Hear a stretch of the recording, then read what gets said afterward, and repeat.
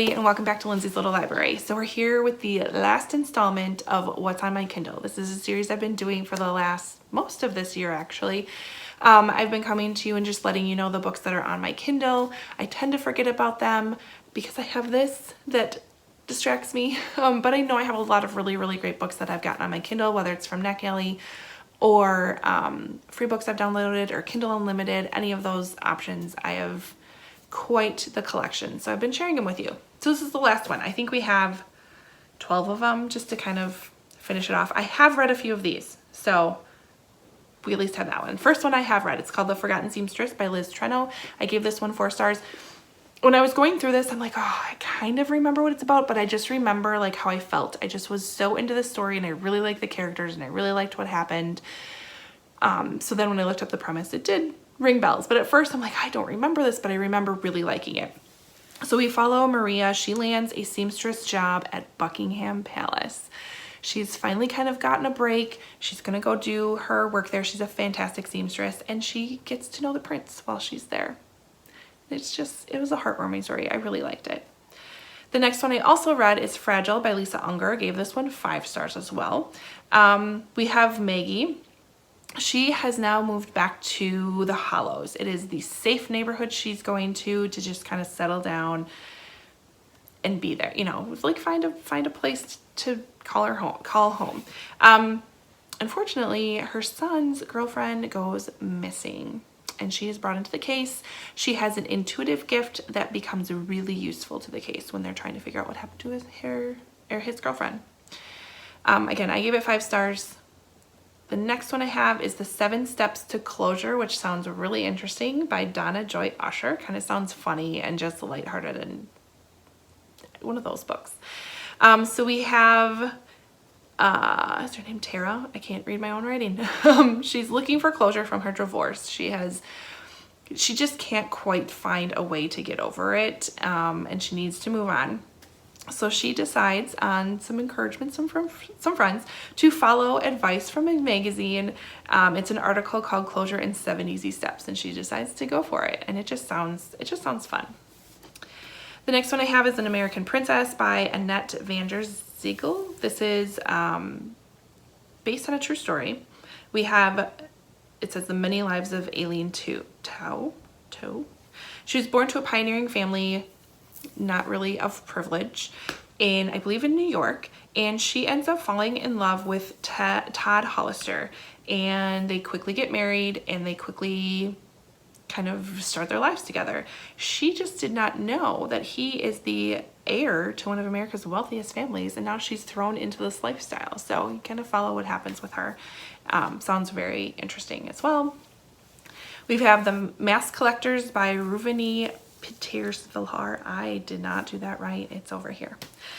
So we have boarding school alumni, yes, and they come together at this campground in New Jersey, okay, to kind of reminisce on what has happened before.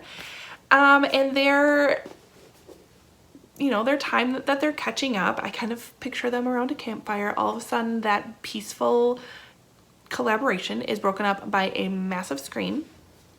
And they discover that Angie Osborne, I believe she's a journalist, is found dead.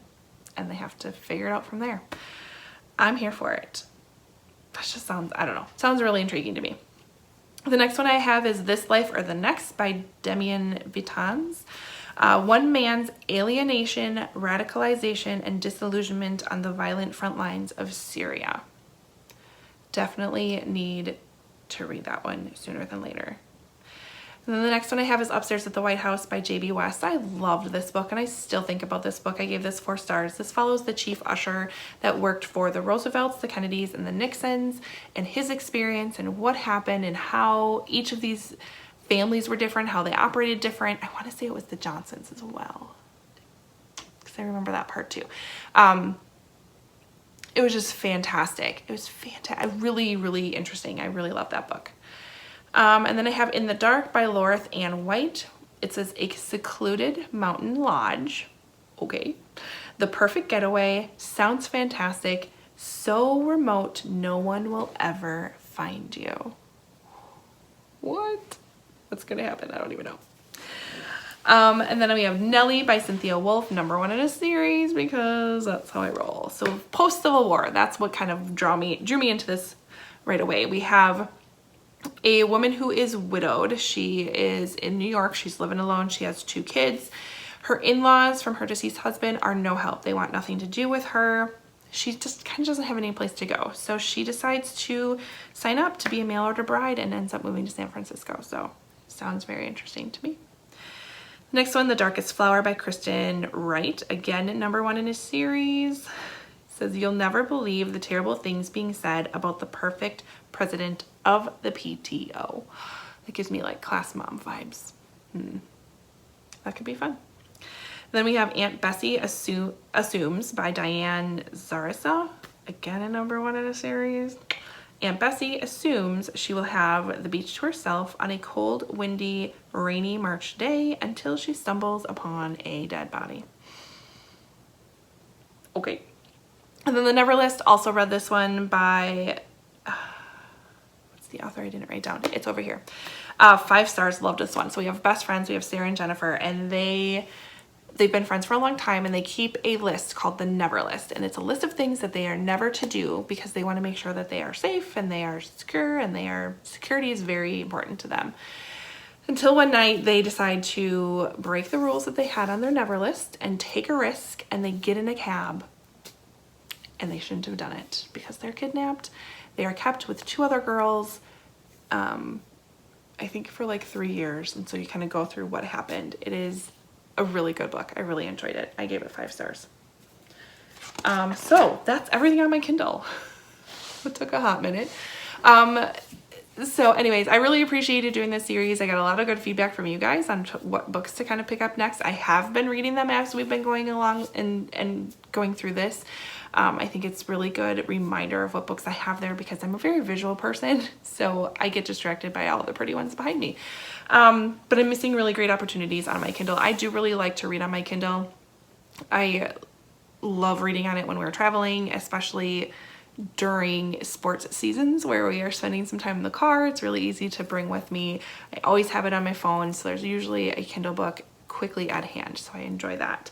If you've read any of these books, comment below and let me know if there's any ones that are standing out to you that I should pick up next. Otherwise, like and subscribe, and I will see you next time. Bye.